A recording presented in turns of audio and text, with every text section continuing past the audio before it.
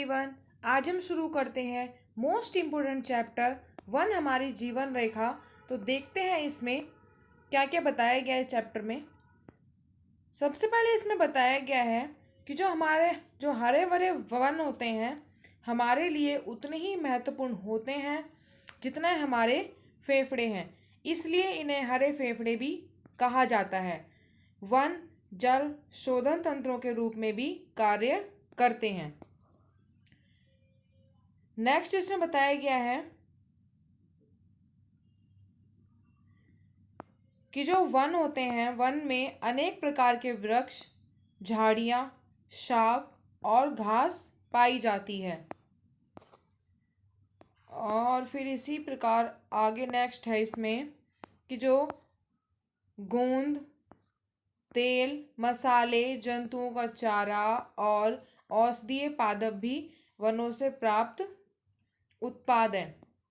आपको इसी तरह ही मेरे चैनल पर नोट्स मिल सकते हैं और भी काफ़ी इम्पोर्टेंट टॉपिक्स हैं, वो आप देख सकते हैं और मेरे चैनल को सब्सक्राइब कर सकते हैं।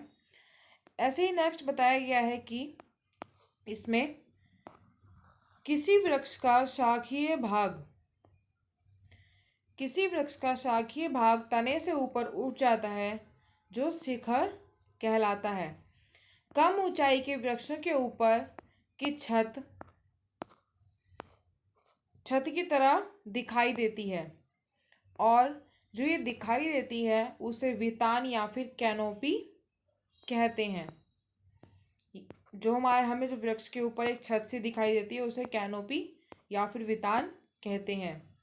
नेक्स्ट इसमें बताया गया है कि किसी वन में विभिन्न ऊंचाइयों पर क्षैतिज परतें बनी होती हैं, इन्हें अधोतल कहते हैं। विशाल और ऊंचे वृक्ष शीर्ष पर बनाते हैं जिनके नीचे झाड़ियां और ऊंची घास की परतें होती हैं और सबसे नीचे की परत शाक बनाती है। नेक्स्ट है जलवायवीय परिस्थितियों के कारण वृक्षों और अन्य पादपों के जीवन की किस्मों में विभिन्नताएं पाई जाती हैं। जंतुओं के प्रकार भी विभिन्न वनों में भिन्न होते हैं। तो कई प्रकार के वन में कई प्रकार के जानवर, जीव जंतु भी पाए जाते हैं जो एक दूसरे से भिन्न होते हैं। घास को कीटों द्वारा खाया जाता है जिन्हें मेंढक खा लेता है और मेंढक को सर्प खा लेते हैं।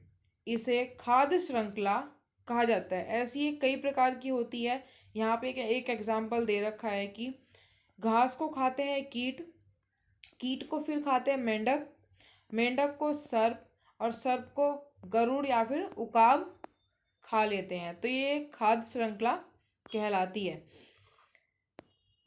इसी प्रकार नेक्स्ट है इसमें कि जो सूक्ष्म जीव ऐसे भी हैं जो मृदा के भीतर रहते हैं। मशरूम और अन्य सूक्ष्म जीव क्या खाते हैं, ये क्वेश्चन है इसमें।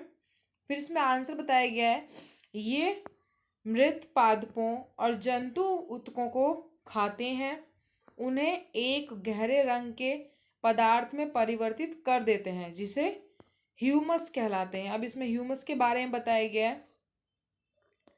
पादपों और जंतुओं के मृत शरीर को ह्यूमस में परिवर्तित करने वाले सूक्ष्म जीव अपघटक कहलाते हैं। तो यहाँ पे अपघटक का मतलब भी पता चल गया है।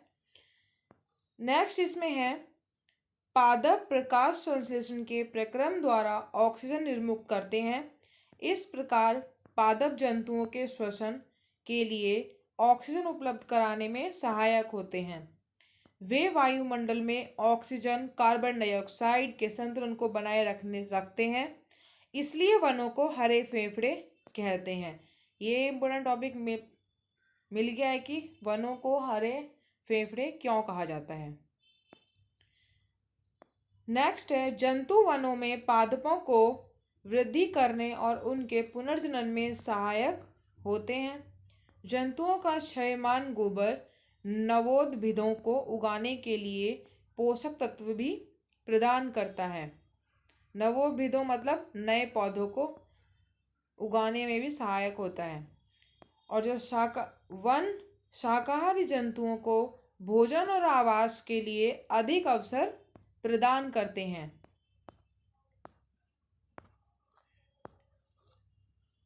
जंतुओं की विविध किस्में वन के पुनर्जनन और वृद्धि में सहायक होती है। अपघटक वन में उगने वाले जंतुओं के लिए पोषक तत्वों की आपूर्ति को बनाए रखने में सहायक होते हैं। इस प्रकार वन एक गतिक सजीव इकाई है जो जीवन और जीवन क्षमता से भरपूर है। नेक्स्ट है वर्षा जल के बारे में बताया गया है और वनों के बारे में ही। वन वर्षा जल के प्राकृतिक अवशोषक का कार्य करते हैं और उसे अश्रावित होने देते हैं।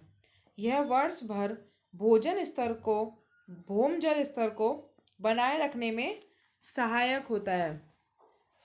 वन न सिर्फ बाढ़ों को नियंत्रित करने में सहायक होते हैं बल्कि नदियों में जल के प्रवाह को बनाए रखने में भी सहायक होते हैं, जिससे हमें जल की सतत आपूर्ति मिलती रहती है। इसके विपरीत यदि वृक्ष ना हो तो वर्षा जल सीधे भूतल पर गिरकर आसपास के क्षेत्र में भर सकता है। तेज वर्षा मृदा की ऊपरी उपजाऊ परत को भी क्षति पहुंचाती है। वृक्ष तथा अन्य पौधों के मूल सामान्यतः मृदा को एक साथ बांधने में सहायता करते हैं, लेकिन उनकी अनुपस्थिति में वर्षा जल के साथ बह जाती है, अर्थात उसका अपरदन हो जाता है, मृदा का अपरदन हो जाता है अगर हम पेड़ पौधे ना लगाएं, अगर वन ना हो तो। मूल मीन्स जड़, पौधों की जड़ें सहायता करती हैं बांधे रखने में मिट्टी को। यहाँ हमारा चैप्टर ख़त्म होता है और एक लास्ट में एक पॉइंट और बताया गया है इसमें कि भारत में कुल क्षेत्रफल का लगभग 21% वन क्षेत्र है। स्वतंत्रता प्राप्ति के बाद से यह निरंतर कम होता जा रहा है, तो हमें वनों को, पेड़ पौधों को काटना नहीं चाहिए। तो आपको पता ही चल गया वन हमारे लिए बहुत इम्पोर्टेंट है। यहाँ हमारा चैप्टर होता है ख़त्म। आपको चैप्टर इम्पोर्टेंट लगा तो सब्सक्राइब करें, लाइक करें एंड कमेंट करें। Thank you.